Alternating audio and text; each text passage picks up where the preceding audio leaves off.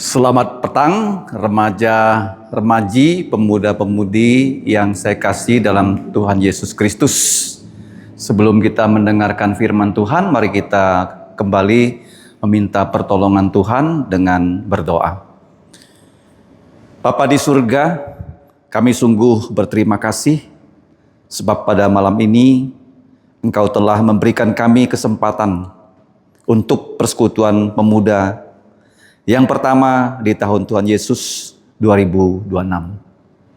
Ya Bapa, kami bersyukur kami dapat memuji nama-Mu, bahkan telah membaca firman-Mu. Sekarang kami mau mendengarkan firman-Mu. Bapa, kiranya Engkau menguduskan kami dengan darah Yesus, agar Roh-Mu yang kudus bisa menolong kami untuk mengerti, bahkan dapat merenungkan firman-Mu siang dan malam. Dan firman-Mu lah yang akan menuntun kehidupan kami, sehingga kami dapat hidup seperti Tuhan Yesus yang 100% hanya taat kepada Engkau saja. Berkatilah kami semua dalam waktu pembelajaran firman-Mu. Dalam nama Yesus kami bersyukur dan berdoa. Amin. Nah, kita tidak perlu membuka Alkitab ya, karena semua teks ya sudah saya cantumkan. Jadi handphonenya tolong diletakkan ya, supaya tidak mengganggu ya perenungan firman Tuhan pada malam hari ini. Judul perenungannya adalah siapakah aku? Jadi ini pertanyaan di matanya Tuhan yang telah menciptakan langit dan bumi dan segala isinya. Dari fokus ayat 13-14. Perikop Mazmur 139 yang tadi kita baca ya, digabung dengan 1 Petrus pasal 2 ayat 9-10. Nah, kalau kita melihat ayat 13-14 ya, mari kita baca sama-sama. 3, 2, 1. Sebab Engkaulah yang membentuk buah pinggangku atau ginjalku, menenun aku dalam kandungan ibuku. Aku memuji-Mu karena kejadianku, penciptaanku dahsyat dan ajaib. Ajaib apa yang Kau buat atau Kau ciptakan, dan jiwaku benar-benar menyadarinya. Jadi ini dua ayat dari Mazmur nomor 139. Kemudian 1 Petrus pasal yang kedua ayat 9-10, mari kita baca bersama-sama. Tetapi kamulah bangsa yang terpilih, imamat yang rajani, bangsa yang kudus, umat kepunyaan Allah sendiri, supaya kamu memberitakan perbuatan-perbuatan yang besar dari Dia, yang telah memanggil kamu keluar dari kegelapan kepada terangnya yang ajaib. Kamu yang dahulu bukan umat Allah, tetapi yang sekarang telah menjadi umat-Nya, yang dahulu tidak dikasihani, tetapi yang sekarang telah beroleh belas kasihan. Mazmur 139 itu dapat kita bagi ya menjadi dua bagian saja. Yang pertama ayat 1-16 itu mengajarkan kita tentang Allah itu Maha Tahu, Maha Hadir, Maha Kuasa. Bahasa Hakanya gampang. Chonti, Choncai, Chonen. Coba ulangi ya. Chonti, Choncai, Chonen. Ya, Chonti, seluruhnya Dia tahu. Choncai, semua tempat Dia hadir. Chonen, Dia Maha Kuasa. Jadi siapa yang pertama yang mengajar pengajaran Allah itu Maha Tahakwa? Nggak boleh dibolak-balik ya. Kadang-kadang orang bingung ya menyebutkan mana yang dulu. Tahukah, kuasakah, atau hadir? Jadi dari sini, Tahakwa. Maha tahu, Maha hadir, Maha kuasa. Jadi ada seorang yang bernama Anton Wieser. Dia menulis sebuah buku tafsiran pada tahun akhir 50-an. Dia mengatakan Mazmur 136 mengajarkan Allah itu Maha tahu, Maha hadir, Maha kuasa. Ada tafsirannya. Ya, sudah saya share di grup gereja tentang Mazmur 139. Nah, setelah kita tahu Allah itu Maha tahu, Maha hadir, Maha kuasa, apa dampaknya untuk seluruh ciptaannya? Dampaknya yang pertama, belajarlah tentang Allah. Belajarlah tentang Allah. Nanti kita akan melihat kenapa kita mau belajar tentang Allah. Yang kedua, kita belajar tentang doa implikatori. Apa itu artinya doa implikatori? Yang ketiga, diajarkan di Alkitab boleh membenci. Boleh apa? Membenci. Tuhan membenci apa? Tuhan membenci dosa. Kita boleh membenci sesuatu enggak? Boleh, ya. Ini disebut perfect ataupun holy hatred. Waktu saya sekolah Alkitab ya, diajarkan oleh guru kami yang bernama Pendeta Timotito tentang perfect hatred dari Mazmur 139. Yang keempat, dampaknya apa? Periksalah diri dan mohon supaya ia menuntun kita di jalan yang Tuhan sudah tentukan. Hidup ini sudah Tuhan tentukan, jalan kita pasti baik kalau kita berjalan sesuai dengan rencananya Tuhan. Tapi kalau kita berjalan sesuai dengan rencana diri, pasti kita gagal total. Kita lihat 1 Petrus 2 ayat 9. Kita belajar tentang siapakah aku kalau saya sudah percaya Yesus. Kita yang percaya Yesus punya kesamaan dalam 7 hal ini. Yang pertama, kita dipilih oleh Allah. Bukan kita memilih Allah. Dipilih untuk apa? Kita dipilih supaya bisa menjadi imam, bisa menjadi raja. Kita dipilih menjadi orang-orang yang kudus. Kita dimiliki oleh Allah untuk dapat menjadi anak-anak Allah. Kita dipanggil ya dari gelap kepada terang firman-Nya yang ajaib. Kemudian dulu tidak dikasihani, sekarang dibelas kasihani. Tujuannya hanya satu, memberitakan perbuatan-perbuatan yang besar dari Dia untuk seluruh dunia dan untuk kamu dan saya. Selanjutnya, Mazmur selalu dimulai untuk pemimpin biduan. Biduan itu bisa seorang diri nyanyi. Hai biduan. Ada lagu yang terkenal ya, zaman saya masih kecil. Kesukaan semua orang. Karena biduan itu nyanyi sendiri. Ya, solo. Tetapi di sini bukan biduan seperti yang di Indonesia. Tapi ini adalah pemimpin paduan suara. Jadi Mazmur ini harus dinyanyikan oleh semua kita. Jadi kalau kalian ya ada tugas ya menyanyi, harus sungguh-sungguh menyanyi. Ya, pada saat Natal yang lalu kan kalian melatih satu pujian kan untuk dinyanyikan bersama-sama. Itulah Mazmur ya. Bukan hanya dinyanyikan secara solo, tapi dinyanyikan oleh semua anak-anak Tuhan yang sudah percaya Yesus. Nah, Mazmur terdiri dari 150 Mazmur. Tetapi separuh Mazmur itu disebut Mazmur Daud. Mungkin dia yang tulis, mungkin orang tulis untuk Daud. Ada dua kemungkinannya. Banyak Mazmur Daud itu ditulis ya oleh Daud pada saat dia sedang dikejar-kejar oleh Saul untuk dicabut nyawanya. Jadi disebut Mazmur Daud. Daud itu memang Tuhan berikan talenta ya untuk memuji Tuhan. Ya dengan kecapi ya dia menjadi gembala pada saat domba-dombanya ya sedang tidak dalam bahaya, ada pembantu-pembantu yang membantu dia bisa memetik gitar ya memuji Tuhan. Inilah Daud ya. Pemazmur yang Tuhan angkat menjadi raja, itulah Raja Daud. Hampir separuh ya dari 150 Mazmur itu disebut Mazmur Daud. Jadi 70 lebih. Berapa Mazmur Daud? 70 lebih. Berikutnya.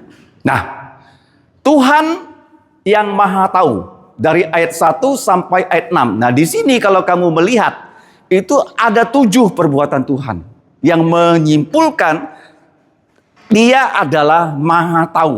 Dia tahu bukan karena dia belajar seperti kita ya. Dulu kita tidak tahu ABC. Kita diajar ABC baru kita tahu. Dulu kita tidak tahu Mandarin. Kita diajar Mandarin, kita tahu Mandarin. Tuhan tidak seperti itu. Dia tahu kemarin, dia tahu hari ini, dia tahu segala-galanya. Pengetahuannya tidak pernah bertambah, pengetahuannya tidak pernah berkurang. Maha tahu. Nah, kemahatauan Tuhan dinyatakan di Mazmur. Dia menyelidiki dan mengenal aku. Apakah Tuhan seperti manusia perlu ya melakukan penelitian baru dia tahu sesuatu. Seperti kita, ya kita meneliti apa yang ada di dunia ini sehingga kita menemukan sesuatu. Itu kepandaian manusia dalam meneliti bisa membuat dia menemukan sesuatu yang berharga sekali. Paham ya? Contohnya, manusia meneliti apa? Zaman dulu orang membuat ban dari karet. Karet kan hanya bisa dibuat balon kan? Lembek kan? Betul nggak? Nggak bisa karet itu jadi keras. Nah, pada satu saat ada seorang bernama Goodyear. Dia memasak-masak karet, kemudian secara tidak sengaja ada yang namanya belerang jatuh ke dalam adonan karet yang dia masak. Sehingga karet itu menjadi keras. Sehingga ban yang kita pakai, ban luar, itu adalah karet bercampur sulfur. Siapa yang menemukannya? Yaitu Goodyear. Meneliti bisa menemukan kombinasi yang bagus. Tetapi Tuhan itu tidak seperti itu. Dia tidak perlu melakukan pencobaan sehingga dia mengenal siapa kamu, dan siapa saya. Tidak perlu. Dia tahu persis ya dari awal, bahkan sebelum kita lahir sampai selama-lamanya dia tahu siapa kita. Dia mengenal. Nah, ini penting sekali ya. Kalau kamu mau mengenal diri kamu harus kenal siapa Tuhan. Kenapa begitu? Karena kita diciptakan sesuai dengan gambar dan rupa Allah. Kalau kamu tidak kenal Tuhan melalui Alkitab, kamu tidak bisa kenal diri sendiri. Karena begitu banyak ajaran-ajaran yang tidak sesuai dengan firman Tuhan. Dikatakan, oh manusia itu berasal dari kera. Karena bentuk manusia mirip dengan kera. Itu ajaran yang salah. Tuhan menciptakan manusia dari apa? Dari debu tanah. Kemudian dihembuskan napas sehingga Adam menjadi makhluk hidup. Nah, engkau mengetahui kalau aku duduk. Jadi yang ketiga. Yang keempat, engkau mengerti pikiranku dari jauh. Ya, dalam pelayanan Yesus seringkali ya musuh-musuh Yesus itu sebelum mereka mau menyerang Yesus sudah tahu pikiran mereka. Yang kelima, engkau memeriksa aku kalau aku berjalan dan berbaring. Ya, segala jalanku kau ketahui, ya bukan kau maklumi ya. Kadang-kadang orang bilang harap maklum. Harap maklum itu artinya toleransi. Kalau kamu salah, ya saya tutup mata sebelah gini, nggak mau bilang kamu salah. Itu harap maklum. Ya, bahasa Indonesia begitu kan? Bukan, ya bukan Tuhan memaklumi kita, tapi Dia mengetahui apa yang kita kerjakan. Kemudian yang keenam, sebab sebelum lidahku mengeluarkan perkataan, sesungguhnya semuanya telah kau ketahui. Ya Tuhan, jadi begini loh. Khotbah hari ini, apa yang akan keluar dari mulut saya sebelum saya ucapkan, Tuhan sudah tahu. Paham? Jadi sebelum kamu mengucapkan kata-kata, Tuhan sudah tahu loh. Karena Dia tahu apa yang ada di masa lampau, yang sedang terjadi, dan yang akan datang. Nggak ada sesuatu yang membuat Tuhan itu kaget. Paham ya? Tidak ada yang membuat Tuhan kaget. Kita kadang-kadang kaget. Tadi saya kaget. Ada satu orang tua, mobil, ya mau lewat jembatan. Di sini ada mobil. Ada orang tua gonceng anak. Dia berani nyalip gitu loh. Kalau saya nggak ngalah sedikit, dia bisa nabrak mobil gereja. Untuk Tuhan tidak ada yang bikin dia apa? Kaget. Berikutnya, dari belakang dan dari depan engkau sudah mengurung aku. Jadi Dia Maha tahu. Dan engkau menaruh tanganmu ke atasku. Terlalu ajaib untukku pengetahuan seperti itu. Terlalu tinggi. Tidak sanggup aku mencapainya. Jadi begini loh. Kalau kita tahu siapa Tuhan. Tuhan yang Maha tahu. Dia tahu siapa kamu dan siapa saya. Nanti dampaknya apa? Dia mau menolong kamu dan menolong saya. Coba ulangi ya. Kenapa Tuhan tahu kamu dan tahu saya? Dia mau menolong kamu dan menolong saya. Kalau kamu sudah percaya Yesus, pasti kamu akan selalu mengalami pertolongan Tuhan. Mengerti ya? Dia Maha tahu. Yang kedua, Maha apa? Tahakwa. Maha hadir. Ya. Jadi atribut 3 ini hanya dimiliki oleh Bapa, Putra, Roh Kudus. Tidak ada pribadi manapun yang bisa Maha tahu, Maha hadir, Maha kuasa. Malaikat tidak, manusia tidak, setan, roh-roh jahat pun tidak. Hanya Yesus, Bapa di sorga, dan Roh Kudus. Yang kedua, dia maha hadir. Ya, tahu ya? Chonti, Choncai, Chonen. Coba sebut ya, 1, 2, 3 hakanya. Chonti, Choncai, Chonen. Nah, dia maha hadir. Ini penting ya, dimulai dengan ayat 7 sampai 12. Ada 2 pertanyaan di ayat 7. Kemana aku dapat pergi supaya jauh dari rohmu? Ya, kalau kita pergi kan semakin jauh dari tempat asal kita. Betul nggak? Tapi Tuhan kan dia maha hadir. Kita di sini, dia ada di sini. Kita ke sana, dia ada di situ. Kemudian kemana aku dapat lari? Bukan hanya pergi, lari dari hadapan Tuhan. Nah, hadapan Tuhannya apa nih? Di mukanya Tuhan.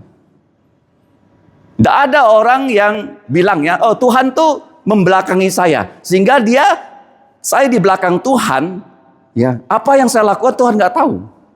Karena mata Tuhan ada di mana-mana. Kalau kamu berbuat sesuatu di belakang saya nggak tahu. Waktu saya kecil, karena nakal juga ya, ikut teman, ada guru saya jalan gini. Kemudian ada kakak-kakak kelas nakal, mereka ganggu guru gitu. Begitu dia balik badan, wah, kaget kami setengah mati. Semuanya ditangkap, dihukum. Karena nakal, dipikirnya gurunya nggak balik badan kan? Karena dia berjalan begini, kami di belakangnya. Ya, jadi tidak ada yang bisa membuat kita membelakangi Tuhan. Nah, di sini ada 4 kata jika. Berapa kata jika? 1 pertama, jikalau aku mendaki ke langit, engkau ada di sana. Artinya waktu kita naik ke atas, di langit pun Tuhan ada. Kamu tahu langit ada berapa lapis? 3 ya. Pertama, lapisnya tempat tinggal burung. Lapis kedua, tempat tinggal matahari, bulan, dan bintang-bintang. Lapis ketiga, itu tahta Allah, tempat tinggalnya para malaikat.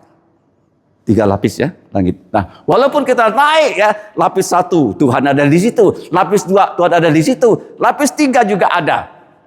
Kemudian turun kan, ini tentang vertikal ya. Kalau naik dia ada di sana, kalau turun tempat tidurku di dunia orang mati, dia juga ada di sana. Ini vertikal ya, naik turun, dia ada di sana, dia ada di sana. Dia ada di atas, dia ada di bawah. Kemudian berikutnya itu ketika aku terbang dengan ya sayap fajar. Ini artinya menuju timur ya. Ke timur ya. Tempat matahari terbit, dan membuat kediamanku di ujung laut. Jadi kalau kita lihat peta ya, di sini ya, ada peta ya. Kalau terbitnya matahari di sini timur ya. Kalau ujung laut di mana? Barat kan? Jadi Alkitab ini ya penuh dengan kode. Jadi walaupun saya ke timur, Tuhan ada di timur. Walaupun saya ke barat, Tuhan ada di barat. Walaupun saya ke atas, dia ada di atas. Walaupun ke bawah, saya juga ada di bawah. Ya, secara vertikal, secara horizontal, kemanapun aku pergi, Tuhan hadir di sana. Alkitab ini ditulis dengan sempurna. Dengan apa? Dengan sempurna. Kalau kamu ya mengerti firman Tuhan, kamu jadi orang yang sempurna. Dari goblok jadi pinter. Jadi apa? Dari goblok jadi apa? Pinter. Mau pinter? Mau? Kamu pelajari firman Tuhan. Karena firman Tuhan itu tak pernah disusun dengan salah, dengan kebalik-balik. Nggak pernah. Paham ya? Nah, penting sekali untuk remaja pemuda. Nah, kemudian jika keempat, ya, jika aku berkata supaya sesuatu melingkupi aku, gelap melingkupi aku, sehingga tidak bisa kelihatan apa-apa. Kamu tahu gelap tidak ada gunanya untuk binatang yang namanya kelelawar. Betul? Kelelawar itu justru dia pergi terbang pada malam hari. Dia nggak menggunakan matanya untuk melihat. Dia menggunakan gelombang. Gelombang. Nah, zaman dulu kita pikir gelap itu membuat manusia tidak bisa melihat. Tetapi sekarang dengan ditemukan, yaitu kacamata yang namanya inframerah untuk perang ya. Dalam gelap pun orang bisa melihat dengan jelas. Karena zaman sekarang operasi militer itu dilakukan di malam hari. Di mana? Malam hari. Dan pasukan khusus itu memiliki kacamata yang bisa melihat dengan jelas di malam hari. Apalagi Tuhan. Ya, zaman dulu orang kalau malam gelap nggak bisa lihat apa-apa. Tapi dengan teknologi zaman sekarang itu sudah tidak berlaku. Apalagi Tuhan kan. Nah, kemarin kamu lihat nggak waktu Donald Trump menangkap Presiden Venezuela? Terjadi pada jam berapa? Jam berapa? Masa remaja bunda nggak tahu? Jangan hanya baca tentang artis, aktor saja ya. Jam berapa? Tengah malam apa? Tengah malam bahkan Venezuela itu dibuat listriknya mati, jam. Sehingga pasukannya itu pada tengah malam datang ya menculik Presiden Venezuela. Jadi penting sekali walaupun gelap Tuhan melihat ya. Bahkan malam seperti terang siang, gelap seperti terang. Dia maha hadir, maha tahu, maha hadir. Ketiga apa? Maha kuasa. Ini yang penting yang tadi kita sudah baca. Kemahakuasaan Tuhan itu ditunjukkan pada saat Dia menciptakan langit, bumi, dan segala isinya. Nah, ciptaan Tuhan itu pada hari pertama, hari kedua, hari ketiga, hari keempat, hari kelima, hari keenam. Yang terakhir Dia menciptakan manusia. Manusia, banyak kita tidak menghargai diri kita. Sebenarnya kalau kamu ditanya, benda apa di sini yang paling mahal? Bukan gedung ini, bukan TV ini, bukan komputer ini. Apa yang paling mahal dari seluruh yang ada di ruangan ini? Yaitu tubuh kita masing-masing. Tubuh kita masing-masing. Kenapa begitu? Coba kita lihat ya. Sebab engkaulah yang membentuk buah pinggangku, ginjal. Ginjal itu ada berapa biji? Saya tanya kalian. Ginjal. Berapa? 2. Kalau hilang 1 masih bisa hidup nggak? Bisa. Yakin?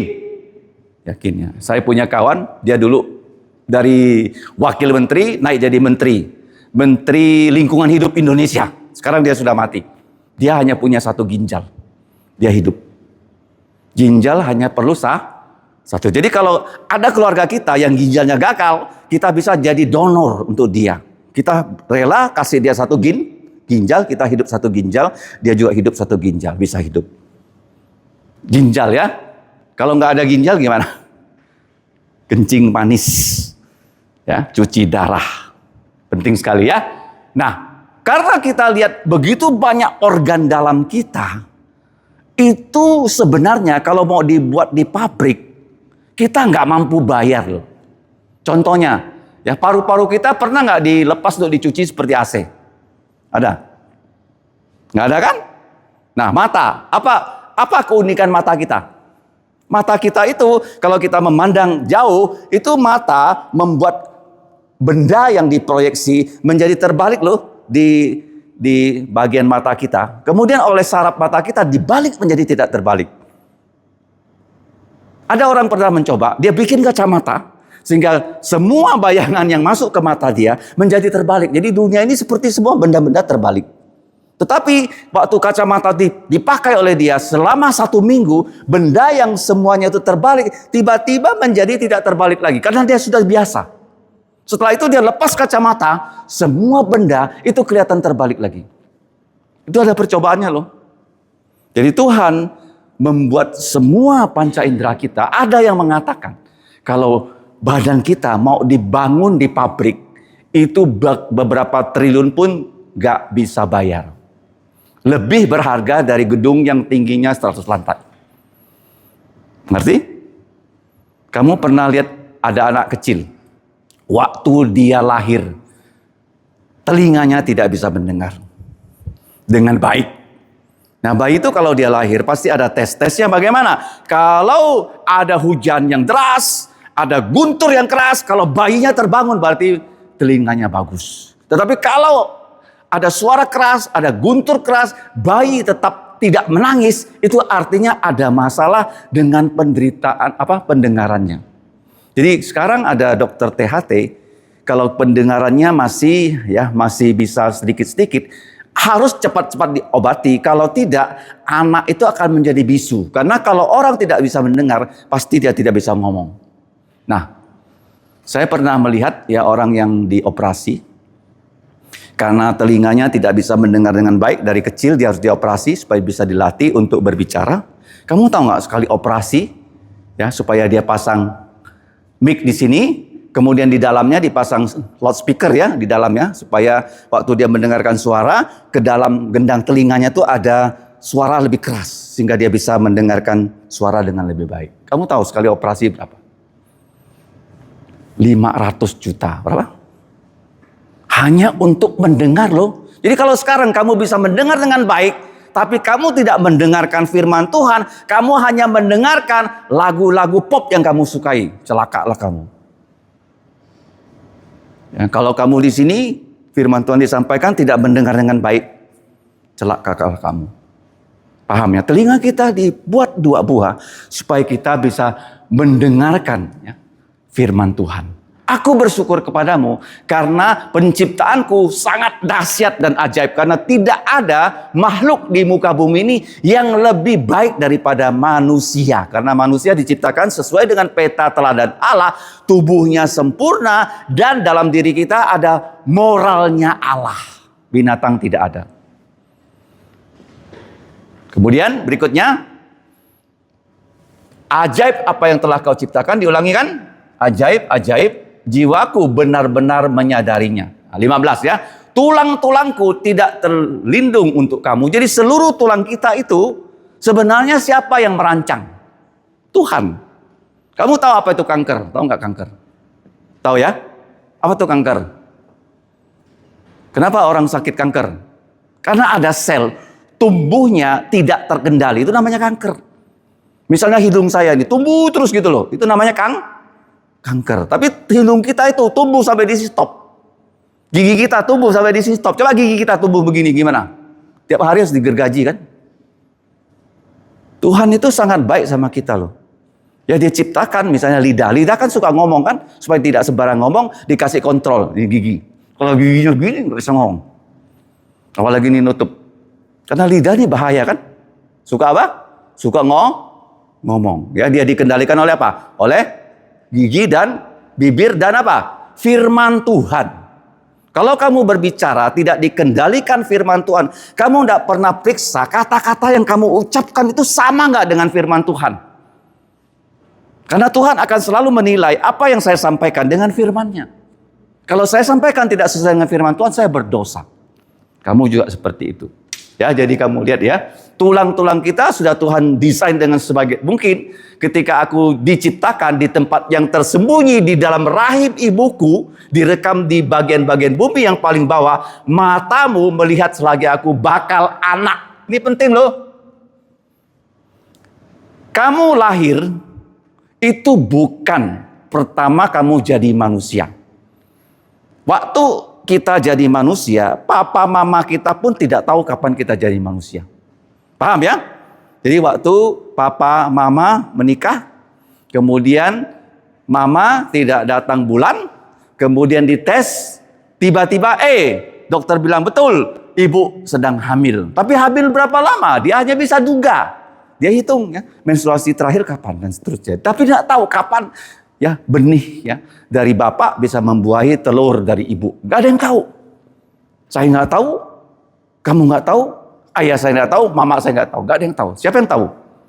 Coba baca di sini. Matamu melihat aku.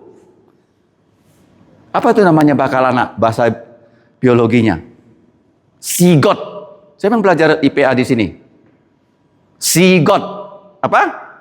Sigot itu artinya telur ketemu dengan sel jantan. Itu namanya sigot. Coba ulangi. 1, 2, 3. Sigot. Siapa yang tahu sigot?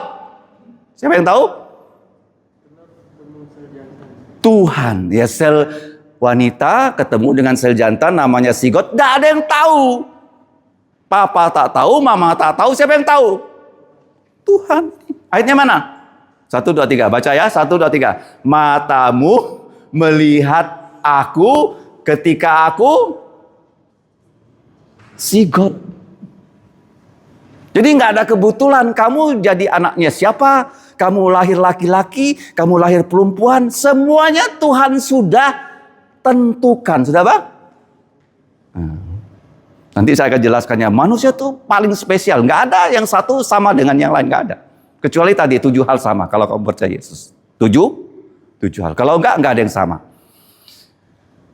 Ayat 16. Ini yang penting ya. Dalam kitabmu. Kitab apa itu? Kitab kehidupan.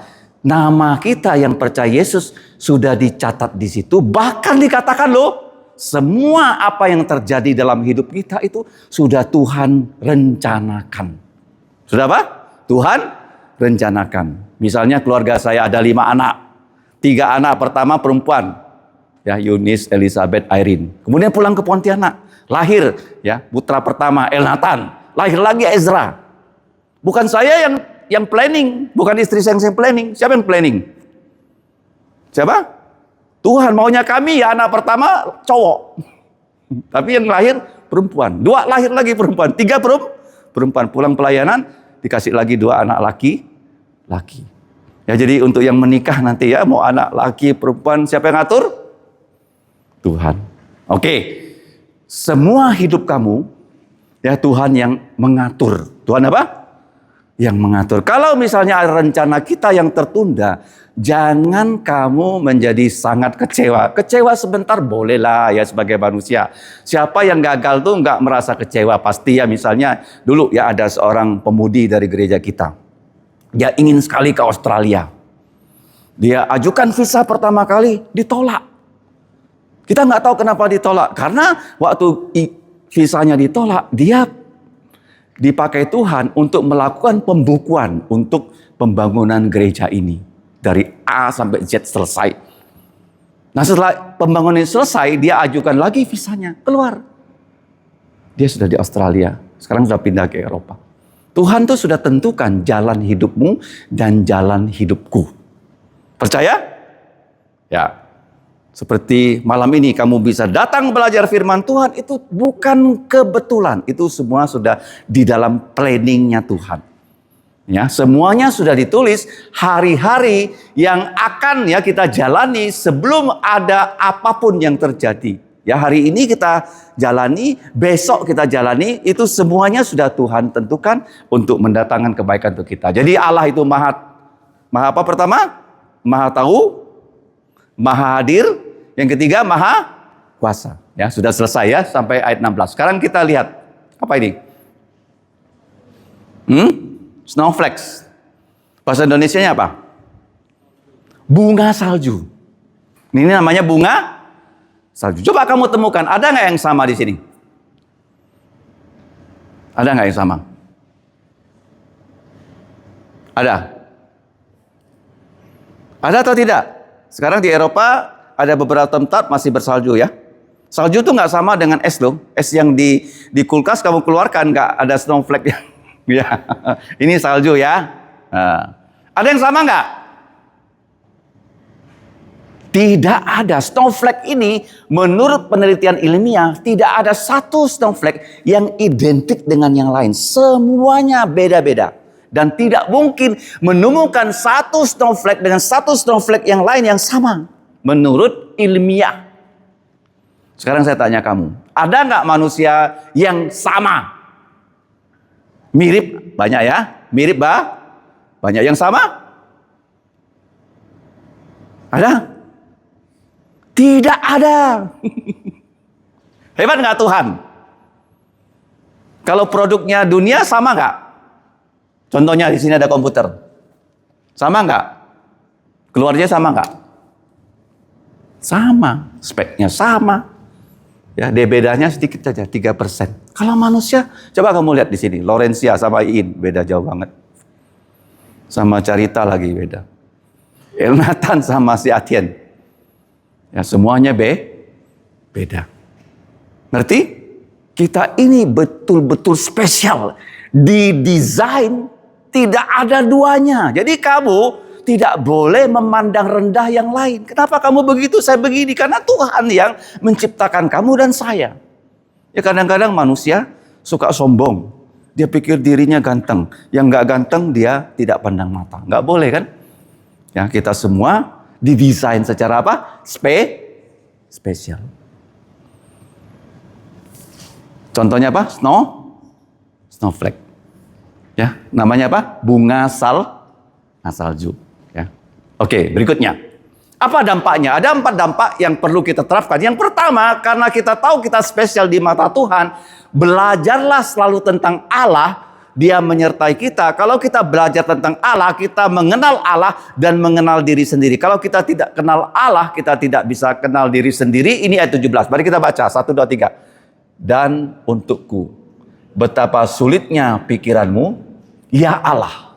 Betapa besar jumlahnya, jika aku mau menghitungnya, itu lebih banyak daripada pasir. Apabila aku berhenti, masih saja aku bersama-sama dengan engkau. Susah ya mau hitung pasir ya. Tapi yang menyamai banyaknya pasir itu apa? Bintang. Bintang di langit. Saya pernah naik kapal laut. Waktu Elnatan mau lahir, istri saya hamil tua, kami nggak berani naik kapal terbang ke Jakarta. Jadi kami, ya, saya istri dan juga 3 putri naik kapal laut. Jadi saya dapat kelas ekonomi, tidak dapat kamar, jadi saya tidur di dek, ya di bagian bawah. Jadi pada tengah malam jam 12 ke atas, saya naik ke dek yang paling tinggi, ya dek kelima, dan saya melihat bintang. Dan apa? Bintang. Kamu tahu berapa jumlah bintang? Tidak ada yang tahu. Tapi kalau kamu yang memang nggak bisa tidur, langitnya lagi cerah, kamu keluar, kamu hitung bintang. Berapa biji bisa kamu hitung? Mungkin kamu hitung 1, 2, 3, 4. Sampai bintang yang ke-3000 kamu udah ngantuk, udah tidur. Apalagi pasir ya. Ada orang pernah hitung pasir ke pantai?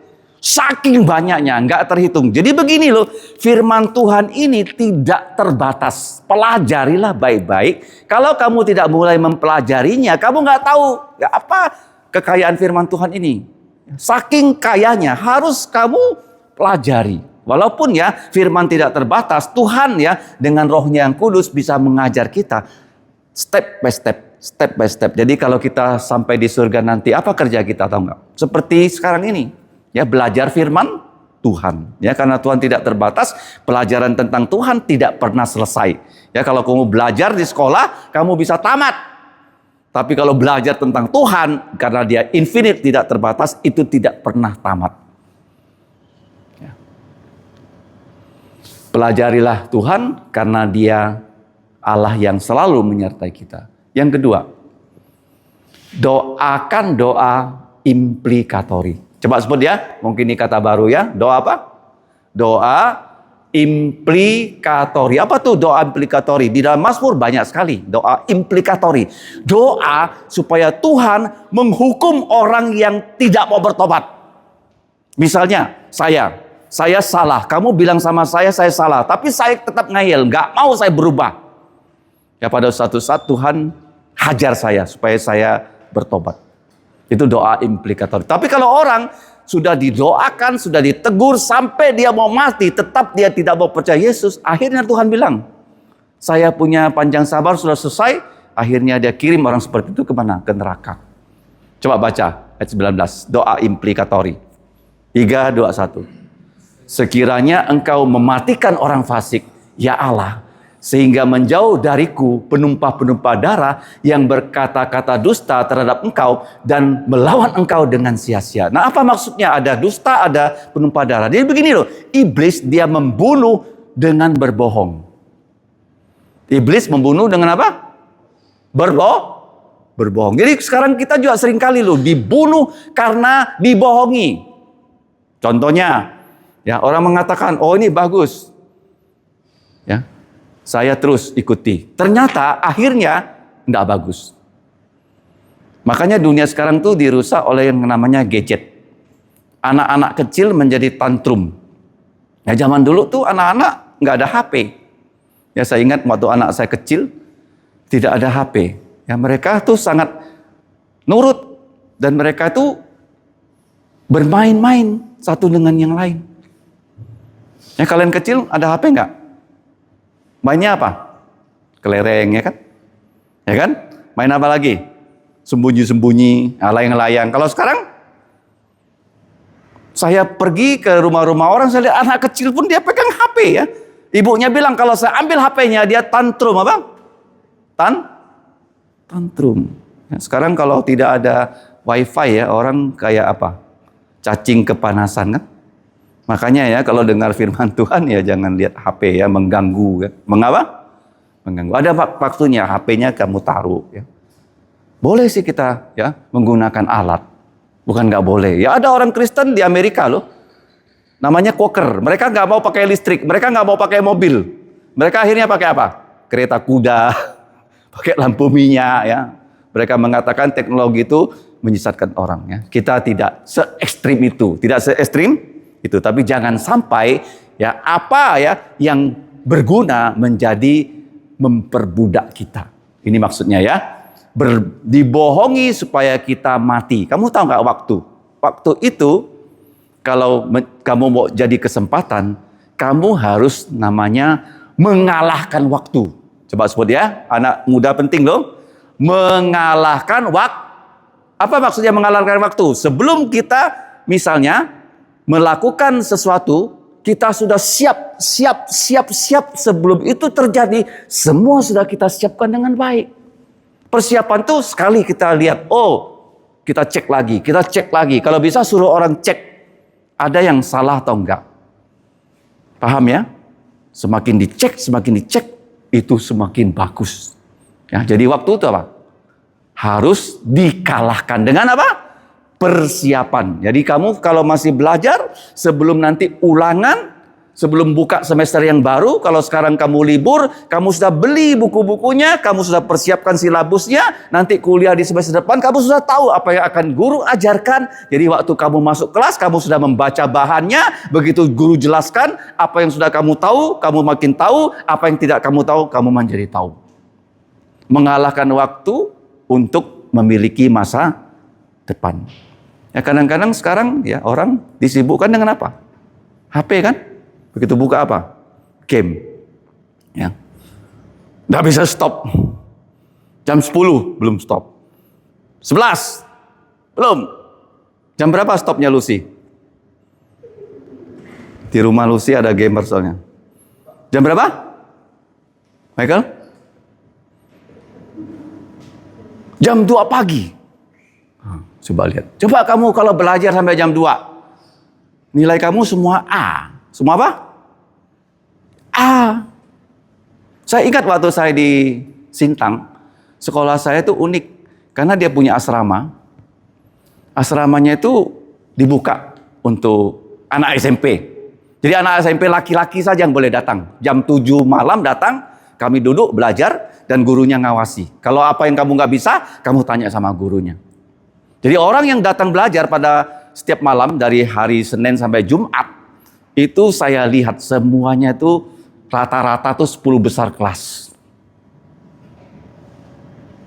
Karena dia punya waktu untuk belajar. Kamu bayangkan SMP lu, kelas 1 lu. Saya tiap malam ya jalan kaki ya bersama satu kawan, dia 3 tahun lebih tua daripada saya. Saya numpang di rumah dia. Jadi ya SMP-nya namanya SMP Pancastia. Ya, tiap malam kami belajar di situ.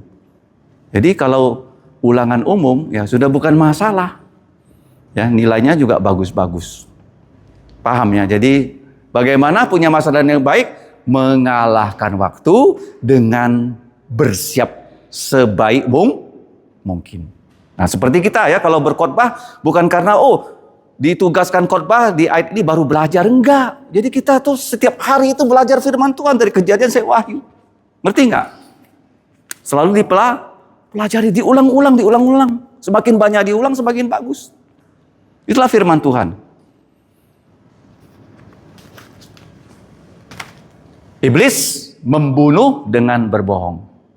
Yang ketiga, ini yang jarang didengar ya. Saya pun pertama kali mendengar waktu saya belajar di FEBC. Namanya apa? Perfect atau Holy Hatred. Kita baca ayat 21.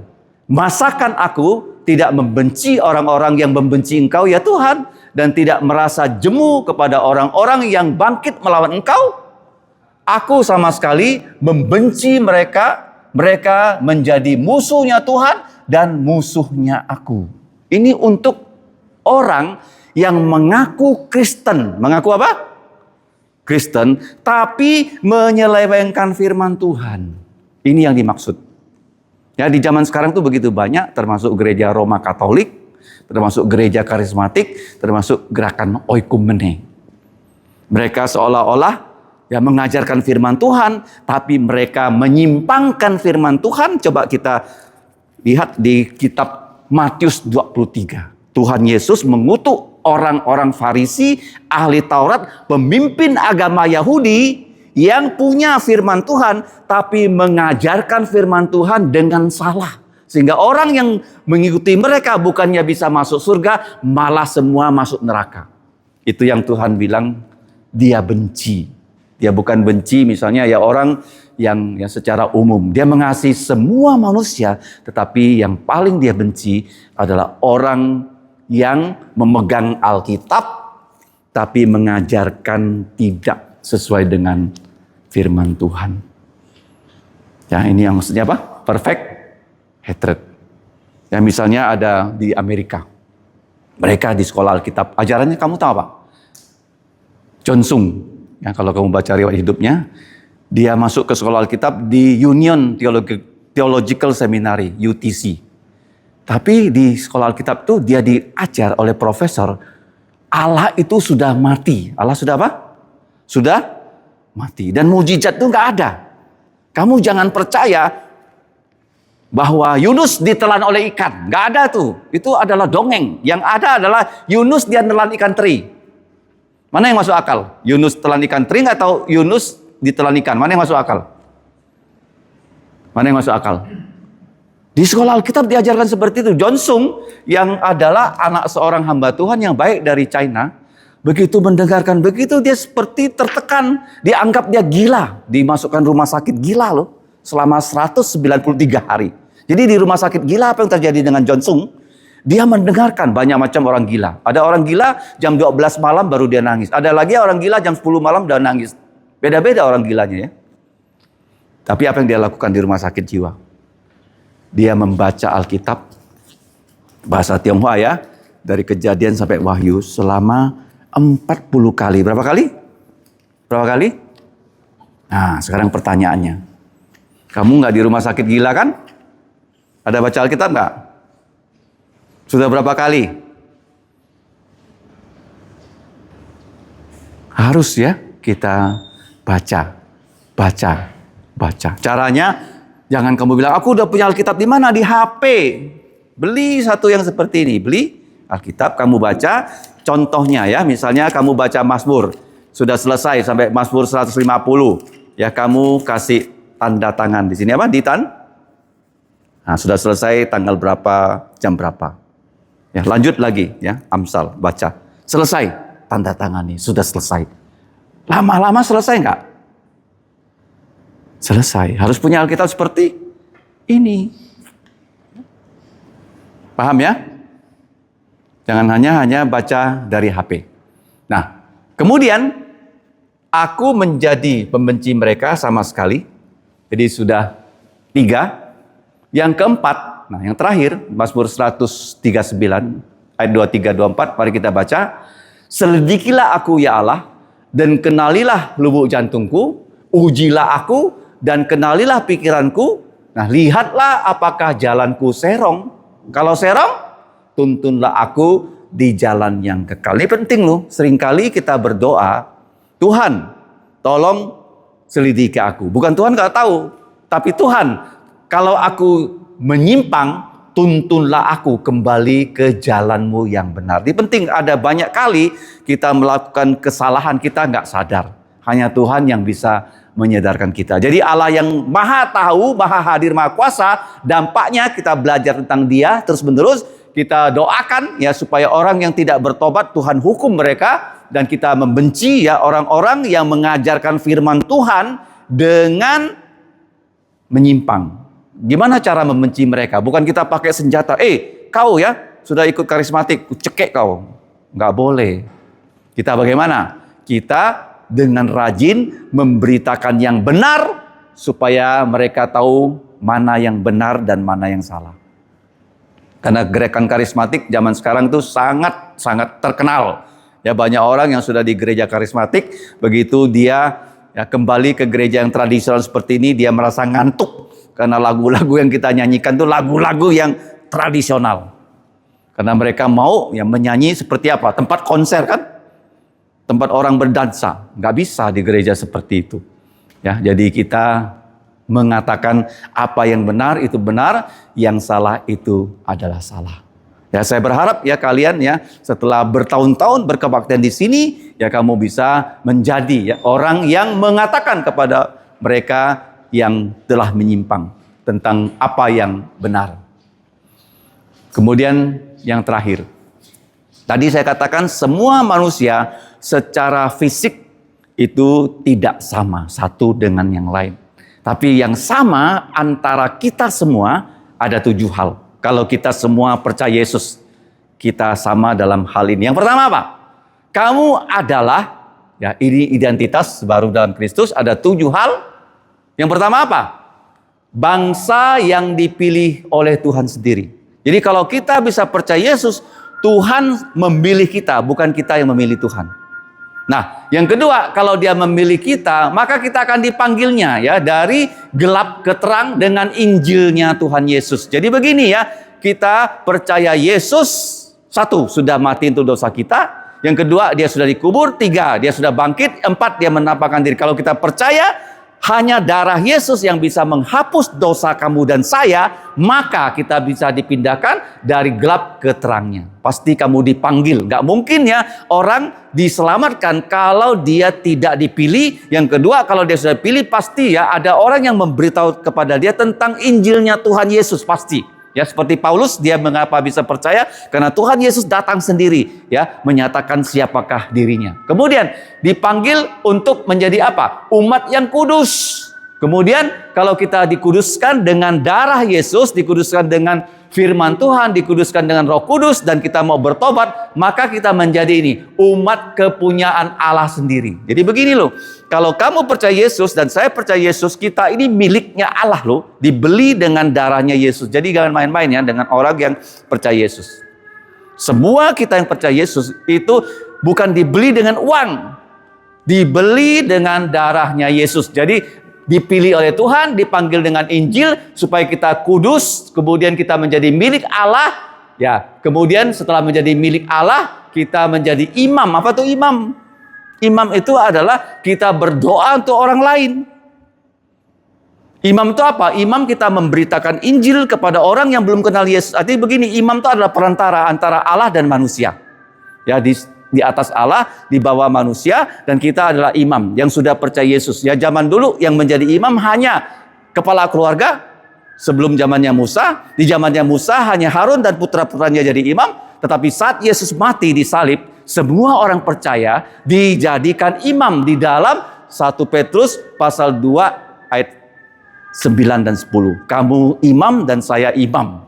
Banyak agama mengatakan imam itu adalah pastor di gereja Roma Katolik. Padahal tidak. Imam itu adalah orang yang sudah percaya Yesus. Imam itu menjadi perantara kalau kamu mengabarkan Injil pada orang yang belum kenal Yesus. Atau kamu dalam nama Yesus berdoa untuk orang supaya Tuhan menolong dia. Itu imam. Menjadi apa? Perantara. Orang yang ada di tengah-tengah. Namanya middleman. Apa imam?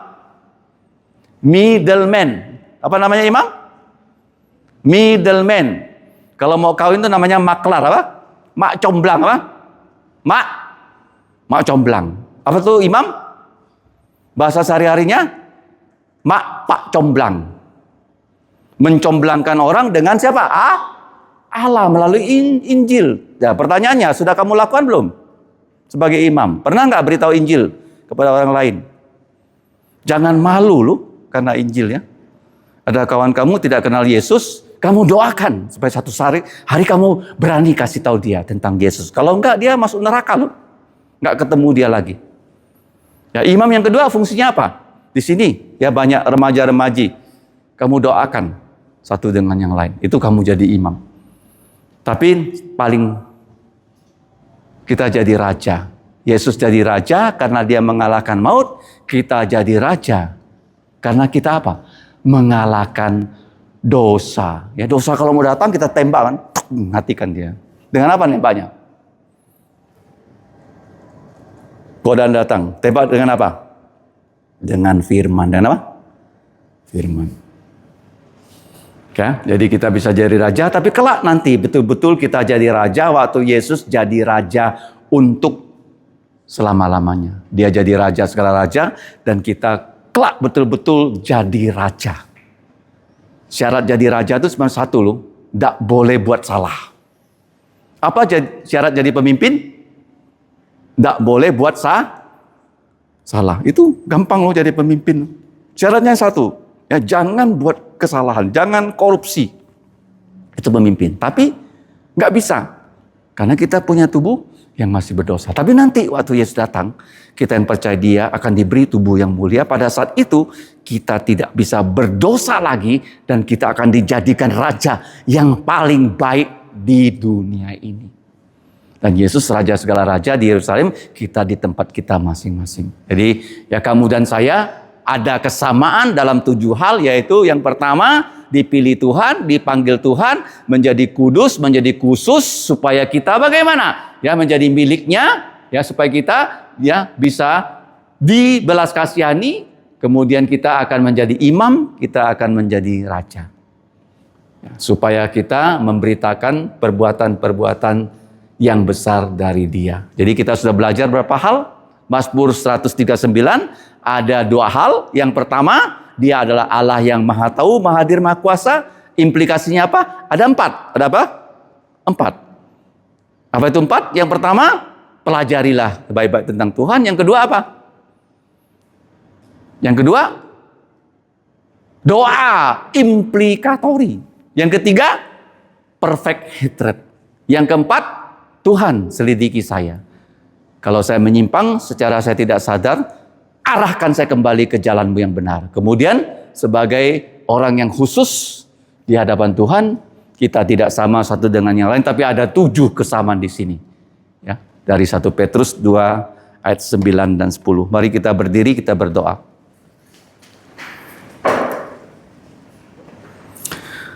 Bapa di sorga, kami bersyukur dapat belajar dari firman-Mu yang tidak terhingga.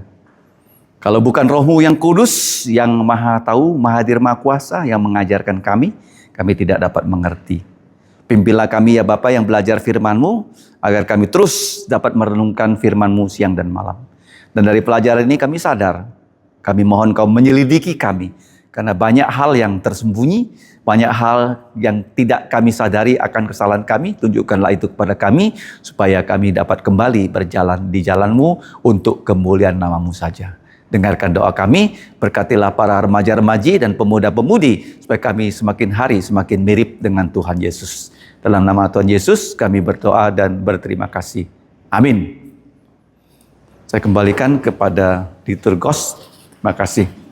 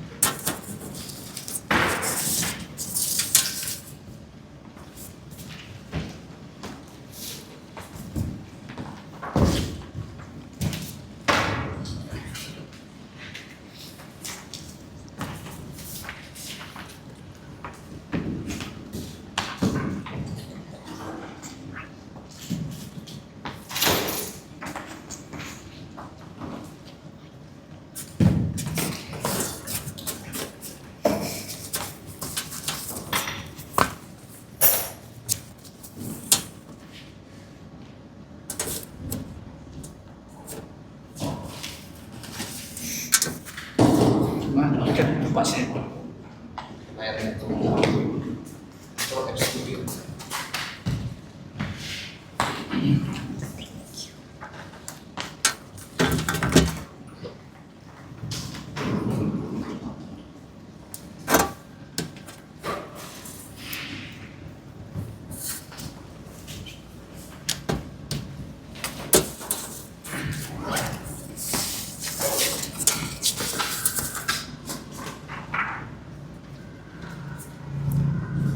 Selanjutnya, tes. Selanjutnya kita akan memberikan yang terbaik untuk Tuhan. Persembahan akan dijalankan oleh Saudara Elnathan dengan pujian nomor 124, Yesus bayar semua.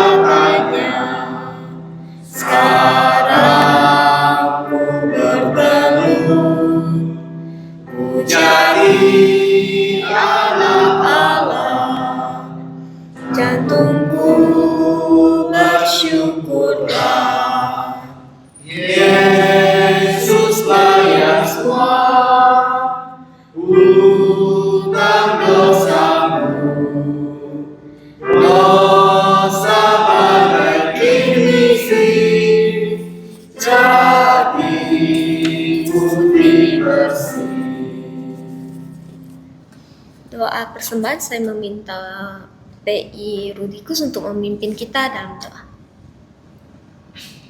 Mari kita berdoa. Bapa kami di surga, kami bersyukur kepadamu pada malam hari ini, di mana kami semua dapat datang dalam persekutuan pemuda pada kali tahun ini yang pertama.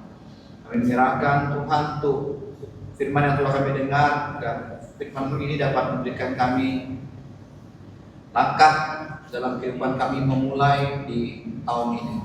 Kami juga menyerahkan untuk persembahan, kiranya Kau memakai uang ini untuk pekerjaanmu dalam memperluas kerajaanmu di muka bumi ini.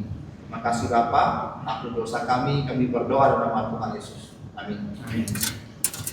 Untuk kegiatan selanjutnya saya serahkan kepada PI Rudikus untuk memimpin kita. Kegiatan selanjutnya saya serahkan kepada Ko Michael untuk memimpin kita di kegiatan selanjutnya. Waktu dan tempat saya persilakan.